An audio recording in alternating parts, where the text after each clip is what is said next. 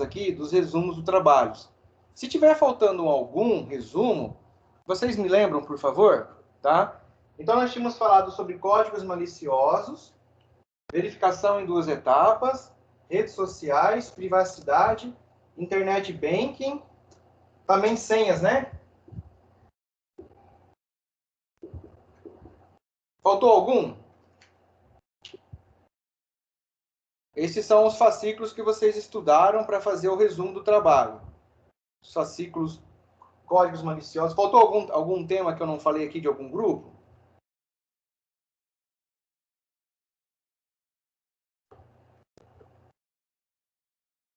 Bom, então, os códigos maliciosos nós vimos em 2 aulas, né, praticamente. Ah, boatos. Muito bem, Edson, obrigado. Boatos. Então, os códigos maliciosos, precisa entrar em detalhe ou não? É que a gente teve quase 1h30 sobre isso. Dispositivos móveis, isso. Dispositivos móveis.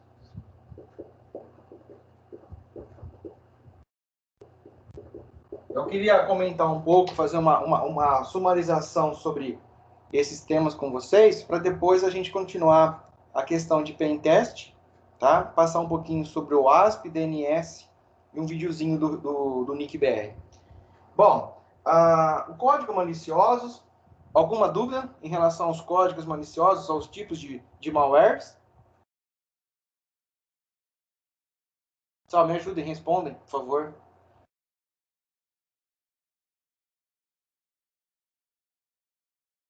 Acho que não. Não. A Roberta voltou?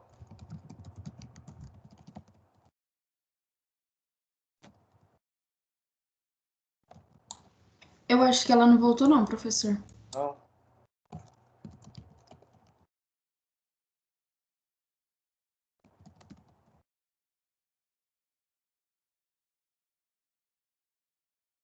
Tá.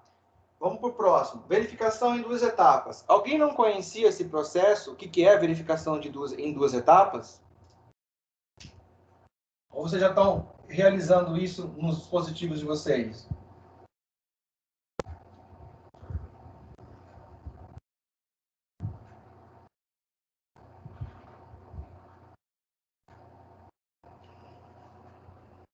Pessoal, sobre a verificação de 2 etapas, o grupo que fez. Ah, comércio, obrigado, Isabela. Comércio eletrônico, né? Verdade.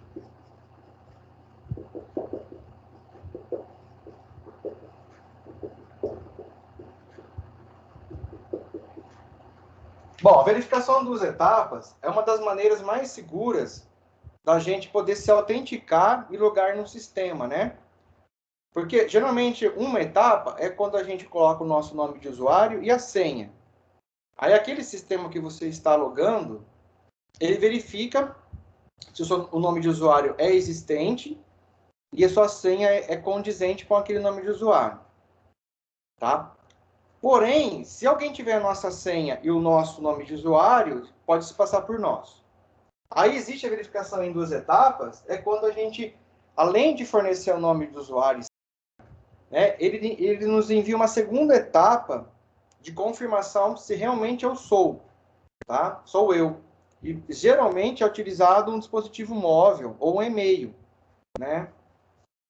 É mais correto usar o celular, porque o celular, né, se eu estiver com o meu celular, então somente eu irei responder, no caso, né? Então aí ele vai te enviar um SMS, e aí a hora que você receber aquele SMS, geralmente tem um código ali naquele SMS, que é onde você vai colocar lá na página que você está acessando. Entenderam essa parte de verificação das 2 etapas? O YouTube solicita isso, o WhatsApp também já está habilitado. Acho que a maioria das redes sociais tem, né, essa parte de acesso. O banco, por exemplo, tem algo semelhante quando você tem o seu token, né, o seu ID de segurança no próprio aplicativo do celular, que a hora que você coloca a sua senha do cartão, né, ele pede para usar também o código do iToken, né, um número aleatório lá, tá? E vocês entenderam essa parte de 2 etapas? Verificação em 2 etapas? Sim. Um pouquinho mais demorado para acessar o sistema, mas muito mais seguro, tá? Então, isso, obrigado, pessoal. Por favor, pelo menos para o chat também, vão respondendo. Então, é uma maneira mais segura, né, do que a maneira comum, tá? Para você garantir que realmente é você. Aí depois nós falamos também sobre redes sociais. Bom, redes sociais eu acho que não tenho o que falar, né? A maioria de vocês aqui tem redes sociais, ou já participamos de uma rede social. Procurem ter em mente, quem fez o trabalho de redes sociais viu lá, que nós devemos se comportar numa rede social como manter um comportamento de quê? O mesmo comportamento do quê? Numa rede social.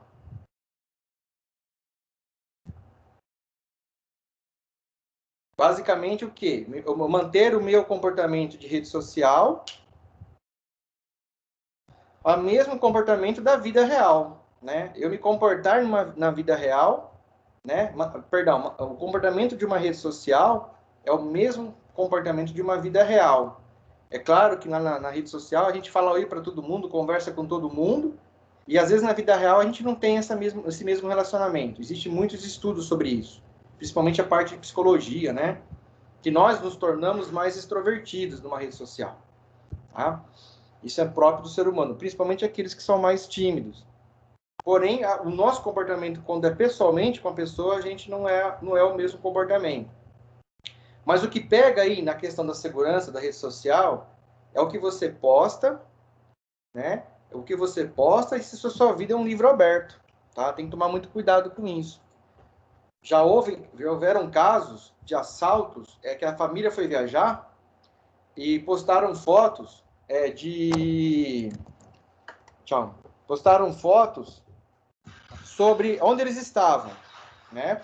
Numa praia, por exemplo. E cada dia que eles estavam no lugar, iam postando fotos.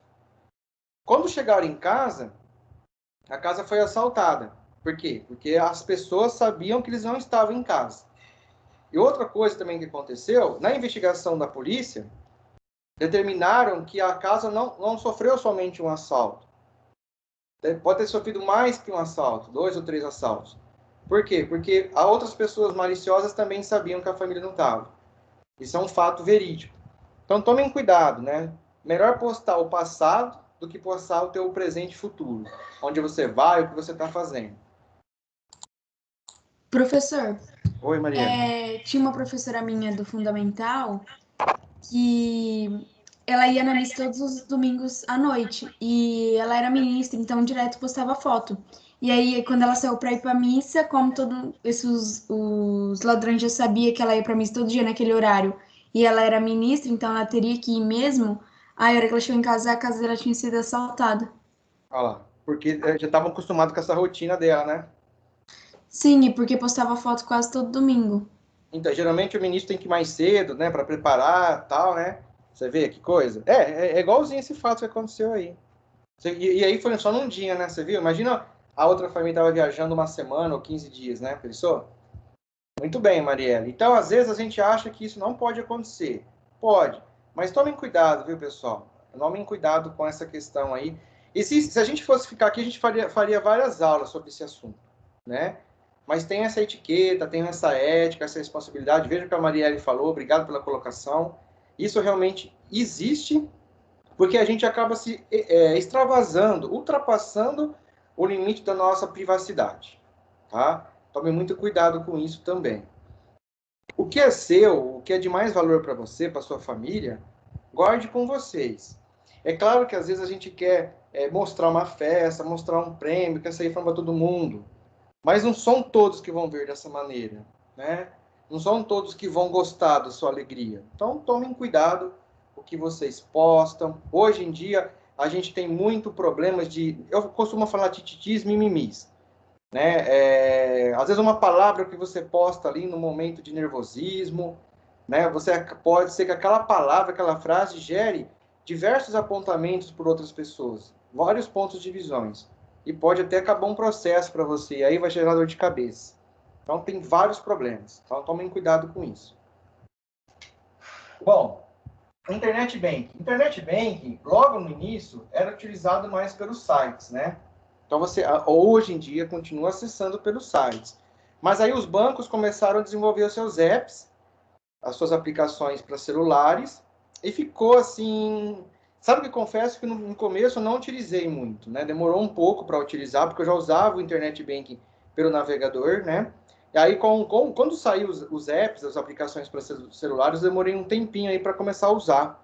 Hoje já uso, é confiante, é aquilo que eu falei. Nunca nenhuma aplicação vai ser confiante 100%.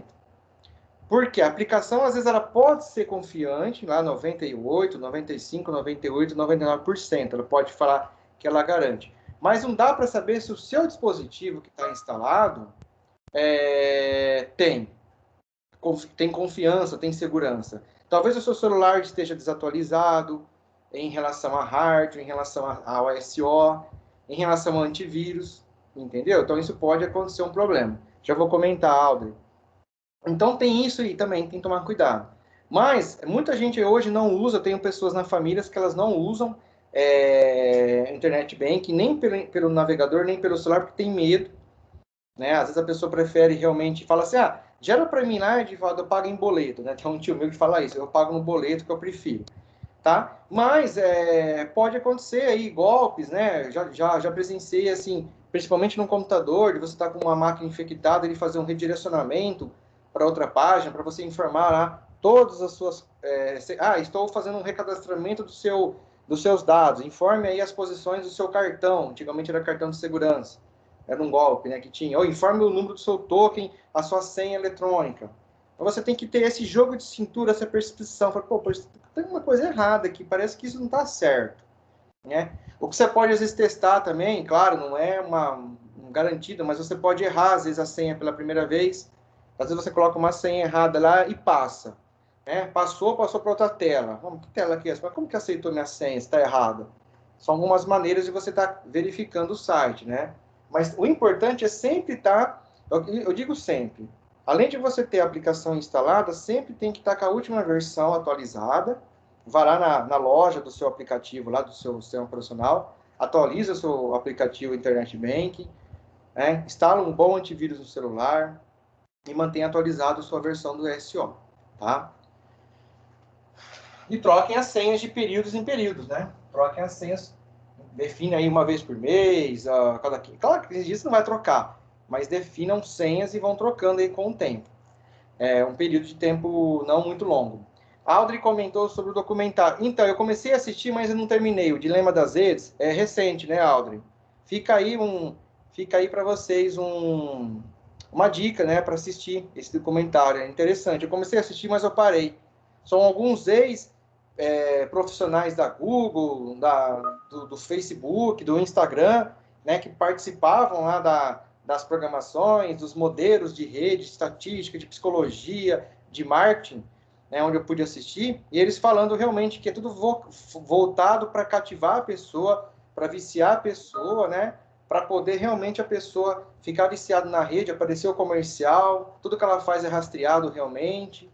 É muito interessante, eu vi esse começo só, mas não vi tudo. Valeu pela dica. Isadora, tem o Avira, tem o Kaspersky, né? Kaspersky, tem o AVG. Eu tenho o Kaspersky no meu, só que ele tem umas limitações, porque ele te força a comprar a versão paga, né? Ele não verifica, mas ele tem verificado tudo que eu baixo, sim, ele verifica. Já instalei o Avira também, né? Tenta instalar aplicações que tenham nomes conhecidos, né? Que tem vê lá a pontuação lá dele na loja, né? Se tem uma pontuação alta, se tem as pessoas dando feedback lá, tá? Tem um documentário muito bom também chamado Quebrando o Tabu. O primeiro episódio sobre atividade ótima. Quebrando o Tabu. Tem no Netflix também? De nada, Isadora. O Dilema das Redes, né? Eu quero ver se eu assisto esse documentário. Esse Quebrando o Tabu é do Netflix também, Marielle? Acho que é, né? Aí, pessoal, passem essas dicas, eu acho bastante interessante. Né? Contribui muito para a nossa aula. Tá na Globoplay. Tá. Valeu pelas dicas. Bom, boatos. Nós vivemos na época do boato, né? Os boatos, os fake news, né? Os boatos sempre existiram na nossa sociedade, e aí, com o advento da informação sendo comunicada instantaneamente, né, rapidamente, Antigamente era muito disseminado por e-mail. Então, agora que caiu aí nesses últimos anos aqui o fake news, né? Mas os boatos, os hoax, né? Sempre existiram as falsas notícias. Só que antigamente era por e-mail. Por exemplo, vejam as fotos do acidente do avião da Chapecoense. Imagens fortes. Acidentes de aviões, acidentes de carro, artistas que morreram, né? Então, o que acontece? Você recebia por e-mail, e aí tinha uns anexos lá, camuflados, que não eram imagens, mas eram malwares, né? Por exemplo, cavalos de Troia camuflados, olha, você abria a foto, dava um erro, e aí não tinha nada de foto, dava um erro, você se infectava com o vírus. Hoje, isso tornou mais avançado pela questão dos aplicativos de mensagens instantâneas, na época do MSN, o Skype, hoje com o WhatsApp, né? Telegram. Então, você compartilha de maneira mais rápida a informação. Né? O que vai de vocês aqui mais novos, aprendendo esses cursos de redes, de tecnologia, é vocês, primeiramente, conscientizarem, né?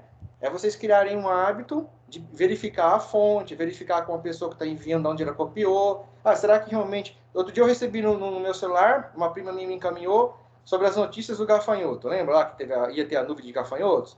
Mas eu achei estranho aquilo lá pelo site que ela tinha enviado. Aí eu parei, né, acabei parando por curiosidade, fui na internet, tentei achar o site, aí eu achei o site da notícia, realmente era um site verdadeiro.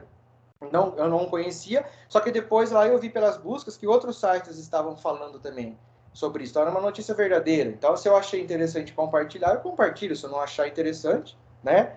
Mas tomem cuidado com isso.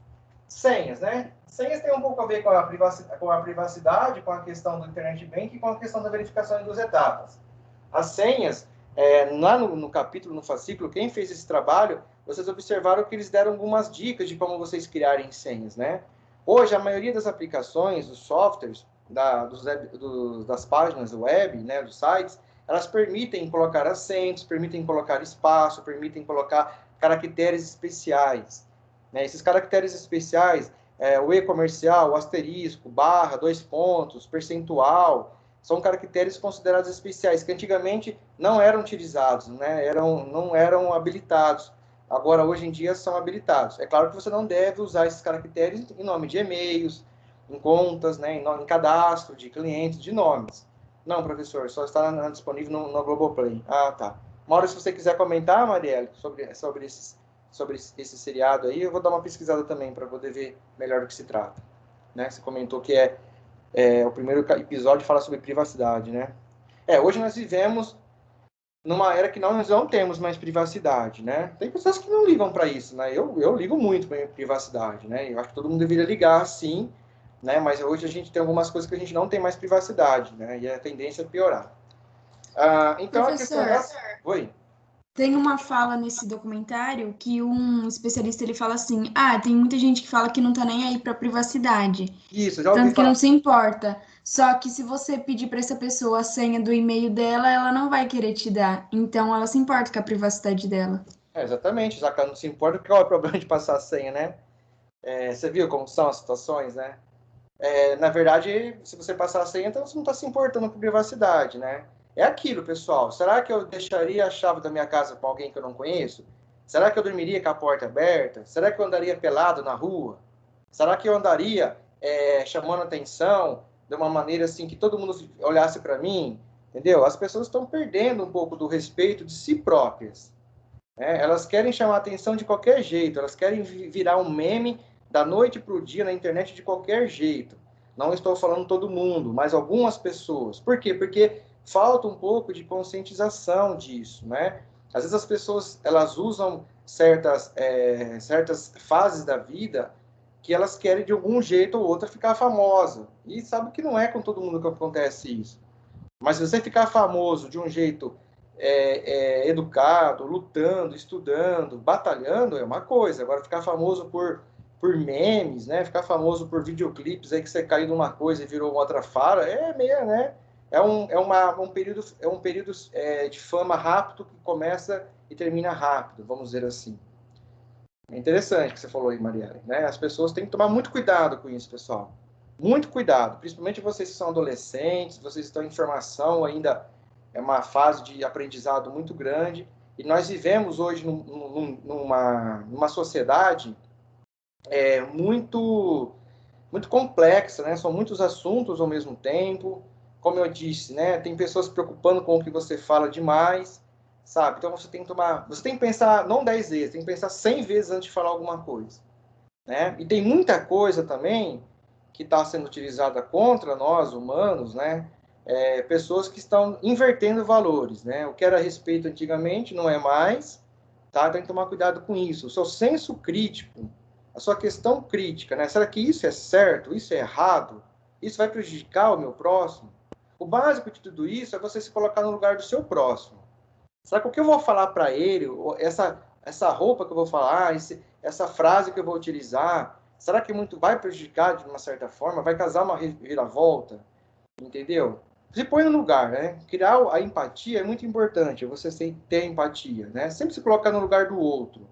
Será que realmente aquilo que eu vou fazer, eu gostaria que fizessem para mim também? Será que essa palavra que eu for falar para essa pessoa, será que eu gostaria de ouvir também daquela pessoa?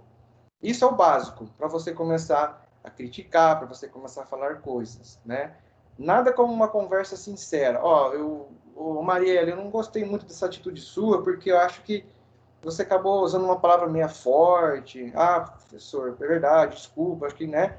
Mas com respeito, porque nós somos humanos, a gente erra sempre. Mas quando você conversa com respeito, com questões de sinceridade, de empatia, as coisas são resolvidas de maneira mais certas, mais harmônicas, vamos dizer assim. Mas quando você parte para um lado mais revoltante, mais chutando o pau da barraca, geralmente não vai acabar bem, né? Confusões sempre vão ter, discussões, é normal ter. A gente tem na nossa casa, às vezes, né? Na família, só que é uma questão de você ter bom senso em ambas as partes, tá? Bom, então essa questão de privacidade, toma cuidado. A questão das senhas, criam senhas fortes, misturem números, misturem letras, misturem caracteres especiais, coloquem as letras minúsculas, letras maiúsculas. Ah, professor, eu sempre uso a mesma senha. Não, não pode, né? Ah, mas a minha cabeça não está conseguindo armazenar tudo. Realmente, não dá para armazenar tudo. Existem alguns programas, até depois eu fiz uma listinha outro dia, vocês me lembram aí durante as aulas que eu coloco, alguns programas que você anexa no seu navegador. E aí, quando você vai entrar, fazer o login, né? Acessar alguma aplicação, você vai naquele programinha lá, ele fica como um add-on lá, ele fica como um plugin, né? No seu navegador. Aí ele já reconhece o site que você está, aí você vai lá, escolhe o nome do site, clica e ele já preenche a senha para você. Só que isso, assim, você está confiando numa aplicação que está instalada na sua máquina, mas ela está sendo alimentada também via internet. Talvez se tiver algum código malicioso aí que explore esse tipo de aplicação e consiga roubar todas essas senhas, mesmo que estejam criptografadas, é um perigo, tá? Tem que tomar um pouco de cuidado com isso, né? Você está confiando que uma aplicação guarde as suas senhas, tá? Claro que seria bom guardar tudo na cabeça, mas quando você começa a ter muita senha na cabeça, você fica meio doido, né? Entenderam? Espera um pouquinho só, Isadora. O João falou assim, um exemplo para a criação de senha de forma a não esquecer a senha a usar como base uma senha padrão tipo. Senha padrão. J302548. Senha do e-mail. DJ30. Ah, sim. Senha do Facebook. Ok. Sim, realmente, né? Tem que tomar cuidado aí no caso, João, também. Que você define um padrão, né, principal, e aí você vai anexando coisas no início ou no fim, né? Tem programas que podem quebrar senha. Se ele descobrir essa sequência em todas as suas, aí fica mais fácil. Mas é uma das maneiras, né? Lá no código malicioso eu estava explicando lá uma frase do sol, com horário e tudo mais, né? Mas isso, você pode criar sua própria maneira de fazer senhas, desde que não use o nome do pai, da mãe, do vô, do cachorro, do tio, do papagaio, né? Data de nascimento, que são as primeiras senhas que vocês vão testar. Professor, pode fazer, Isadora, uma pergunta. Então, esses dias eu vi que teve eu não sei se isso é recente ou se tem algum tempo, mas era uma espécie de um hacker e ele era casado com uma mulher, só que ele sofreu um acidente, ele morreu. Daí, tem relação com senha o que eu vou falar. Ele tinha vários computadores na casa dele, servidores, e a mulher dele não conseguia acessar, porque ele não falava senha nem pra ela. Sei. Eu assisti um vídeo que Me chama atenção, eu nunca tinha parado para pensar nisso. Por exemplo, quando uma pessoa morre, ela tem redes sociais, contas em vários lugares, o que que acontece? E o Mo, ele é especialista, falou que você tem algumas redes sociais que você pode deixar uma espécie de contato herdeiro, eu não sei se é bem esse nome, ou você pode escrever todas as suas senhas em um caderno, que é o ideal, e deixar avisar uma pessoa caso algo aconteça. Você colocou um excelente apontamento. Isso já foi assunto também discutido até em eventos de segurança. Muito obrigado por essa colocação. Realmente existe essa outra preocupação em nossas vidas agora. Eu já ouvi falar até de redes sociais de animais, que o animal morreu, e para quem ia ficar a rede social do dono, ou quem herdou o cachorro, alguma coisa assim, eu lembro. Realmente, né? A senha, eles falam que a senha é igual a escova de dente. É só a sua escova de dente, né? Ou você compartilha com outras pessoas.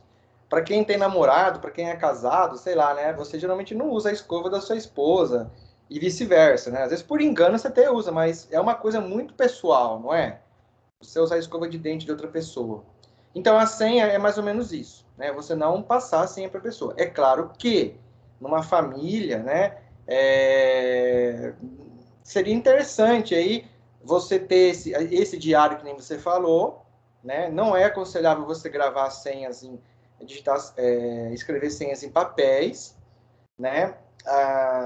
Porque pode descobrir, mas o que você falou é que esses procedimentos estão sendo criados realmente. Às vezes a pessoa falece na rede social e aquele perfil, por exemplo, principalmente de pessoas famosas, né? Ele vai receber lá um monte de comentário, e às vezes a pessoa faleceu, vai ficar como se fosse um patrimônio dela, né? E tem até casos judiciais, a pessoas na justiça lutar pelos direitos daquela rede social, né, e tudo mais.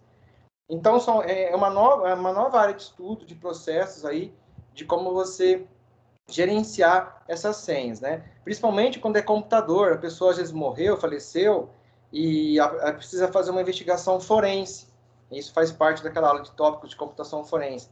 A pessoa precisa verificar se existe provas no computador, né? E só ela tinha a senha. Então, aí vai ter que usar métodos para quebrar essa senha, para copiar esses dados, por meio de uma investigação legalizada, uma investigação criminal, por um perito, né? Perito habilitado e tudo mais. Mas realmente, isso aí é uma outra dor de cabeça que vem sendo aí enfrentada por nós, aí principalmente. Eu não ligo muito para redes sociais, porque eu acho que a rede social tem que ser uma coisa mais supérflua, você usar ali. Mas no computador pessoal da sua casa, no seu dispositivo móvel, se você confiar na pessoa e a pessoa tiver acesso, né, não é uma coisa muito sigilosa, assim, eu digo, não é uma coisa que você trabalha num trabalho que realmente precisa ter sigilo, você é um espião, por exemplo, da BIM, da CIA, e só você não pode acessar aquele dispositivo, a sua esposa nem pode, né?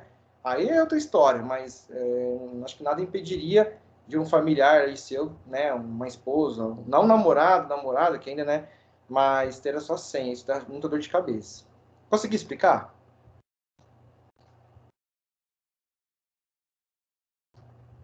Não, o Fernando falou, não seria melhor quando a pessoa falecer, deletasse a conta, tipo automático? Então, mas quem que vai deletar? É a família, não é? A família vai ter que entrar na rede social, avisar, mandar um testado de óbito? Não sei, ô, Fernando, aí depende. Por isso que é interessante, né?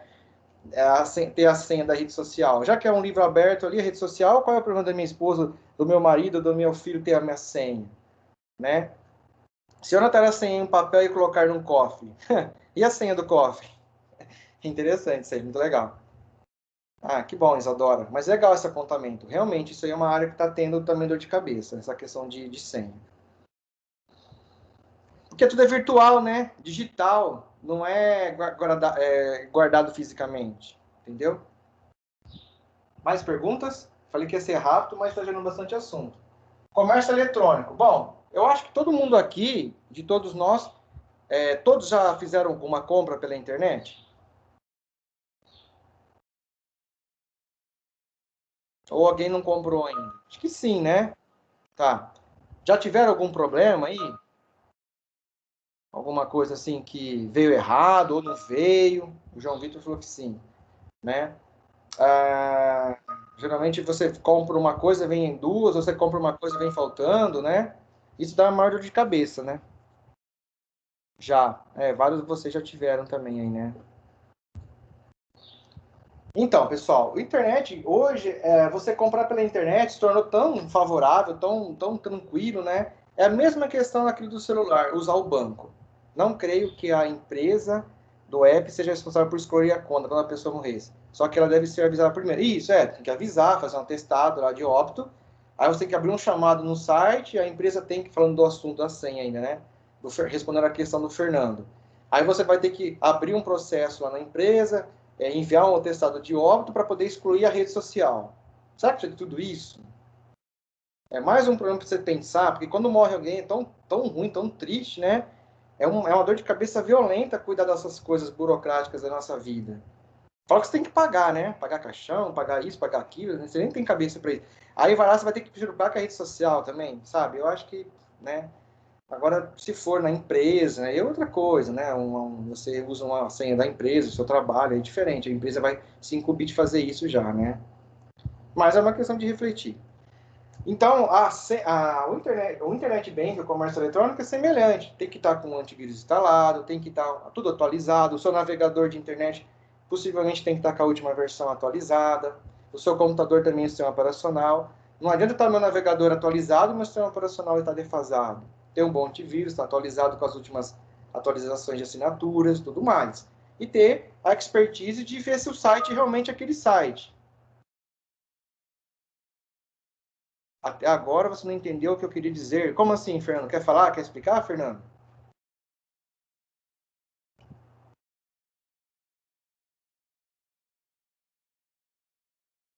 Eu não entendi? Eu, professor? É isso?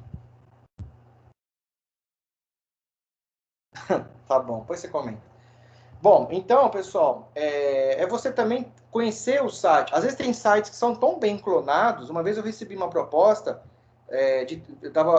por coincidência, estava comprando uma televisão, querendo comprar uma TV, e os cookies da minha máquina foram selecionando ali, né, os dados. Aí você começa a receber um monte de promoção no e-mail, né? Aí o que aconteceu? Eu recebi um e-mail, um phishing, que era de uma televisão muito barata. Só que a página do site do phishing, a página falsa, era muito bem elaborada. Porém, eu desconfiei também da página, porque pelo preço, falei, não é possível essa televisão estar com esse preço. Né? E outra coisa também, a hora que eu fui copiar o texto lá da televisão, TV, tal, modelo tal, para jogar numa busca na internet, fazer uma comparação de preço, não conseguia copiar o texto, porque era uma imagem. Eles printaram a imagem de um site, fizeram bem os modelos, né, a parte dessa página, cabeçalho, conteúdo, né? Só que esse meio da página era uma imagem, por isso estava bem perfeita. Aí foi onde deu para desconfiar também, pelo preço, por esse tipo de mensagem. Às vezes lá em cima, pelo remetente, aparece um e-mail lá que não tem nada a ver. Então vocês têm que ter essa maliciosidade, essa expertise, vamos dizer assim, né? Para não cair nesses golpes. Ok? Então, desconfiem quando é muito fácil, quando é muito barato, né? Às vezes a imagem do site ali tá em outra posição, a imagem está meio ruim, a colocação dos objetos na página, pode ser um site bem mal feito, né? Geralmente não é tão perfeito. Então tem que desconfiar de tudo isso, tá? Bom, dispositivos móveis, a gente hoje em dia também... Eu volto a dizer, tem que estar atualizado o sistema operacional, o Android, o Windows Phone, o iOS, tem que estar atualizado, tem que colocar um antivírus. De tempos em tempos é bom fazer uma limpeza, eliminar esse monte de fotos, de vídeo, de mensagens do WhatsApp. Outro programa interessante é instalar um programa igual o CCleaner, né? CCleaner, que ele limpa, ele faz uma limpeza desses cookies na máquina, no computador, no PC, no tablet, no Android. Tem o CCleaner para Android. Você instala, aí de tempos em tempos ele verifica lá arquivos temporários, cookies, né, de sessões de internet, fazer essa limpeza, excluir aqueles monte de lixo, aqueles stickers de WhatsApp para liberar espaço, ok? E tá sempre atualizando o sistema, sempre fazer as atualizações de todas as aplicações que você tem no seu celular, né? Às vezes você vai instalar uma aplicação, um joguinho. Ah, mas esse joguinho, a última atualização dele é de 2019.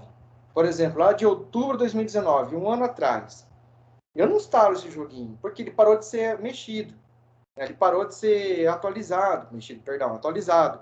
Então, você está correndo algum risco. Se for um jogo muito famoso, ou foi um jogo muito famoso, talvez ele é alvo de exploração de vulnerabilidade. Como ele não tem mais atualização, ele deixou de ser comercializado, ser atualizado, pode ser que alguém achou alguma brecha, entendeu? Fica aí uma dica também, tomar cuidado com isso. No fim, parece que a gente está falando de um monte de paranoia, não é? A gente começa a ficar paranoico. Porque é tanta coisa para se preocupar, né? Alguma pergunta sobre isso?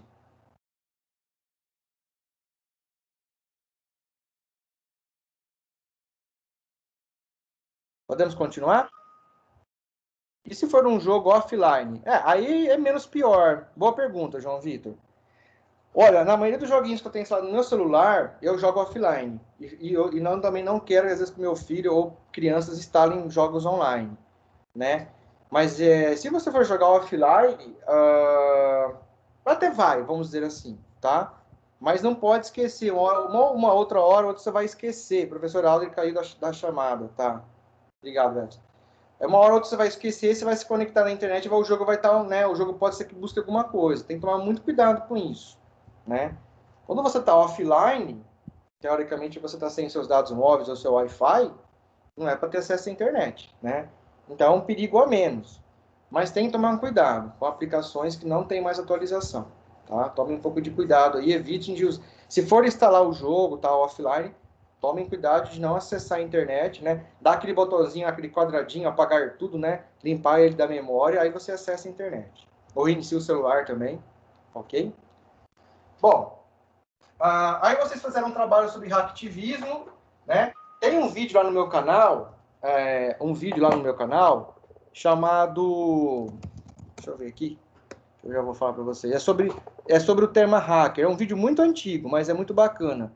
Eu acho que alguns de vocês até viram. Tá na seção de segurança mesmo da aula de vocês, na playlist de GSI. O vídeo chama A História Secreta do Hacking. Chegaram a ver esse vídeo? Tá? Esse vídeo aqui é um vídeo que eu gostaria que vocês assistissem. Ó, esse aqui, ó. Estão vendo aí na tela? Sim. A História Secreta do Hacking. The Secret Story of Hacking. Tá em dublado, tá? Tem a versão na internet aí em versão original. Aqui tá em versão dublada. É um vídeo um pouquinho longo, 46 minutos, mas é muito bacana para vocês entenderem bem sobre o conceito, sobre o termo hacker, tá? Depois eu vou passar para fazer mais para frente uma atividade com esse vídeo. Então vai explicar a história de 3 pessoas. São 3 pessoas geniosas da informática, da computação, tá? E aí vocês vão saber discernir o que é realmente ser um hacker, né? Tem um hacker que cria o computador, tem um hacker que invade máquinas, tem um hacker que consegue descobrir aí falhas no sistema de telefonia. Mas cada um tem um tipo, né, em cada área, não é só na área de computação, vamos dizer assim, focado em invasão, em roubar dados, entendeu? Tem o Kevin Mitnick, que é um dos hackers mais famosos, aí, que realmente ele subvertia sistemas, chegou até, dizem na época, né, mas ele fala que não, usar a questão de invasão por maliciosidade.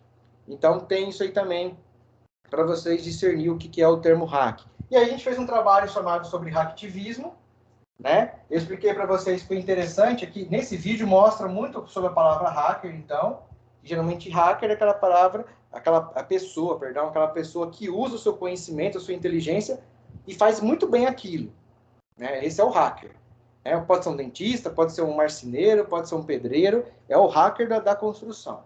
Aí, quando você usa o termo cracker, é o cara que usa o conceito de computação para o mal. O cracker é aquele cara que vai invadir o sistema, vai roubar informações, né? E lá na Deep Web, comercializar e tudo mais. Esse é o cracker. Aí a gente fez um vídeo lá sobre hacktivismo, né? Que é a junção de hacker com ativismo.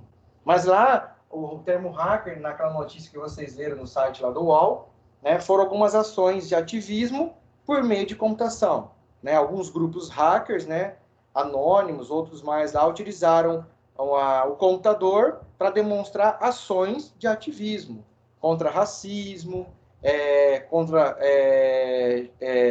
vazamento de informações sigilosas, né, para poder pôr à prova algum tipo de sistema econômico, político. Então, é um meio de ativismo, né, é um modo de ativismo por meio de computação, né, alguns grupos denominados hackers aí, que gostam de chamar atenção, ou às vezes realmente demonstram uma certa apontamentos legais para a sociedade.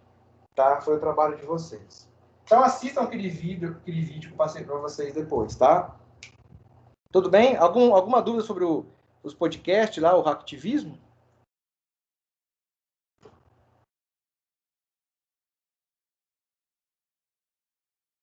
Vocês chegaram a ver, eu coloquei para vocês aí na disciplina essa semana um endereço de uma história. Vocês chegaram a ver? Acho que lá tá no canal Saiba Mais. Chegaram a ver aqui, ó, o mistério do grupo de hacker. O mistério do grupo de hacker.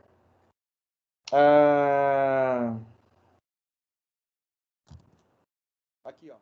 O mistério do grupo de hacker.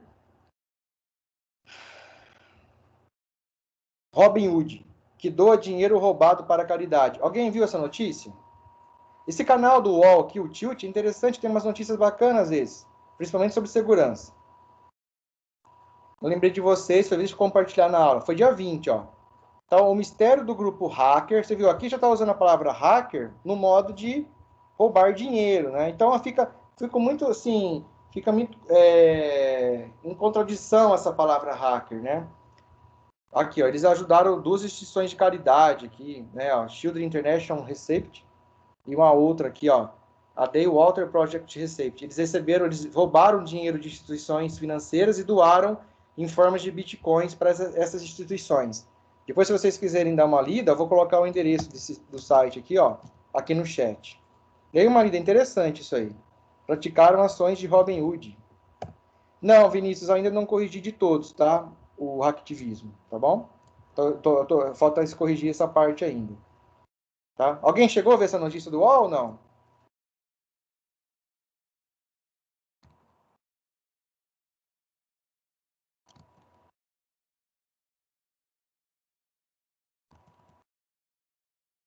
Bom, pessoal, dando continuidade na aula passada, nós tínhamos parado aqui na parte de pen test, tá? Acho que falta quantos minutos para terminar a nossa aula? 5? 6 minutos? Estão me ouvindo? Sim. Nós tínhamos feito uma introdução em pen test. Eu acabei passando um pouco da aula hoje, porque a conversa foi boa. Então, nós tínhamos realizado uma introdução sobre o que era pen test. Aí nós vimos que tem os tipos de pen test, o black box, né? É quando o auditor, ele tem aqui, geralmente, o teste da caixa preta, né? Ele não vai acessar a rede sem ter conhecimento prévio desse funcionamento. Aí tem o blind, o double blind. Aí tem o white box, teste da caixa branca, né? Geralmente é quando é usado na infraestrutura de rede testada, dentro da rede, você conhece os endereços, os equipamentos, ataques internos. Então, o black box, geralmente é ataques invasores externos, de fora para dentro da organização. O white box é de dentro da organização. E o gray box é mesclado, né? Geralmente tem uma parte que você não conhece, tem outra parte que você conhece da organização. A análise de vulnerabilidade é um dos principais métodos utilizados para você conhecer um sistema, né? Você fazer uma análise daquela aplicação, por exemplo, fazer uma análise do meu servidor web. Qual que é o servidor web que você está usando? Estou usando o Apache. Está na última versão? Tá. Mas você fez todas as correções necessárias dessa aplicação? Foram corrigidos os últimos bugs dela? Então, você tem métodos, ferramentas que fazem análise de vulnerabilidade em sistemas, em hardware e tudo mais, né? Então, quando você encontrou a vulnerabilidade, após encontrar as vulnerabilidades, o teste de penetração entra nas etapas de exploração. Então, você vai explorar aquele alvo, ganhar acesso administrativo, e instalar programas para acesso remoto e vasculhar o sistema. Aí tinha comentado sobre algumas metodologias de pen test. Eu queria destacar aqui a OASP, tá? A OASP é uma organização sem fins lucrativos, que onde ela trabalha para... Deixa eu acessar aqui. Ela trabalha para vulnerabilidades relacionadas com a web. Então, páginas de internet, todas as aplicações que são voltadas para a internet, né, bancos de dados que estão na internet, páginas HTML, JavaScript, Java, tudo que é focado para a web, tá? Para quem está fazendo os projetos aí de sites, o OASP, ele toma conta disso. Então, basicamente, ele faz aí em períodos de anos, cada 2, cada 3 anos, agora estão montando, acho que do ano de 2019 e 2020, eles fazem uma lista das 10 principais vulnerabilidades mais exploradas naquele período. E aí eles fazem uma relação com uma análise anterior. Por exemplo, as principais vulnerabilidades de 2014, essas 10 aqui. Aí agora são as principais vulnerabilidades do ano 2016. Aí eles fazem um cruzamento, vê quais subiram e quais caíram. Entenderam? Por exemplo, em primeiro lugar, em 2014, era SQL Injection. Já em 2016, SQL Injection caiu para segundo lugar. Né? Em primeiro lugar está o phishing. Né? Sabe, sim? Então, são tipos de vulnerabilidades mais ocorridas na internet, em aplicações web, né? Desenvolvimento de aplicações para a internet, e aí eles fazem um levantamento. É muito interessante. O que é mais legal também aqui, que você tem aqui no ASP, além de você ter essas 10 principais aí, tem vários eventos que eles fazem e tudo mais. Deixa eu colocar aqui no chat também. Tem a parte também do manual de boas práticas. Então, ele te mostra, ele vai mostrar para você aqui quais são as boas práticas. Já deu horário, pessoal? Já não, né? Por exemplo, tem um PDF aqui, ó. Então aqui você tem, aqui, ó, deixa eu ver se eu acho aqui.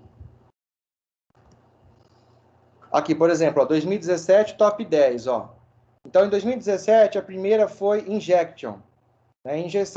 Injetar fluxos, comandos SQL no SQL, né? Por meio de aplicações web. A segunda foi autenticação, quebra de autenticação, exposição de dados sensíveis. Esses foram as 10 principais, ó. Entenderam? Em 2017. E aí, quando você entra aqui, por exemplo, eu quero ver o injection. Aí eu clico aqui em injection, nessa vulnerabilidade. Aí eles vão falar para mim aqui, ó, os tipos de ameaças, as fraquezas, os impactos no negócio, tá?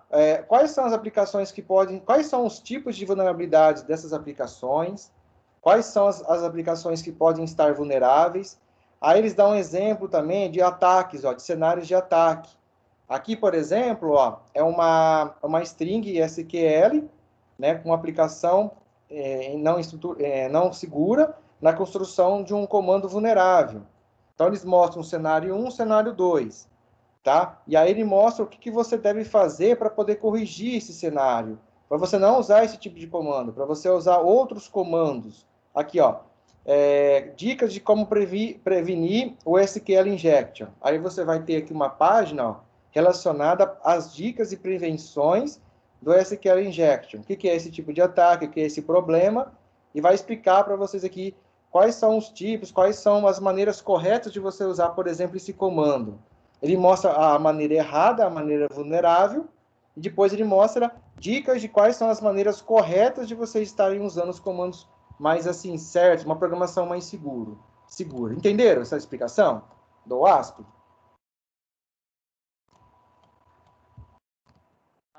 Que vem, eu quero comentar um pouco mais sobre isso, né? Dá para a gente explorar um pouquinho mais. Então, geralmente, todo tipo de desenvolvimento, todo tipo de aplicação voltada para a internet. Isso faz muito parte do Pentest também. Né? Professor, você conhece a CICAD? Não, não conheço. Eu já vi falar alguma coisa. Tá, eu vou ver melhor, eu comento com vocês depois, então. Vou me interagir com isso. Então, o OASP, pessoal, é um site que a gente sempre tem que estar levando aí na nossa bolsa de ferramentas, tá? Tem muito material, entendeu? É claro que é importante vocês saberem que tem esse local para pesquisar na internet, tá? Para vocês terem aí como base de desenvolvimento seguro. Bom, acho que é isso, né, da aula de hoje. Vou parar a gravação. Alguém tem alguma pergunta?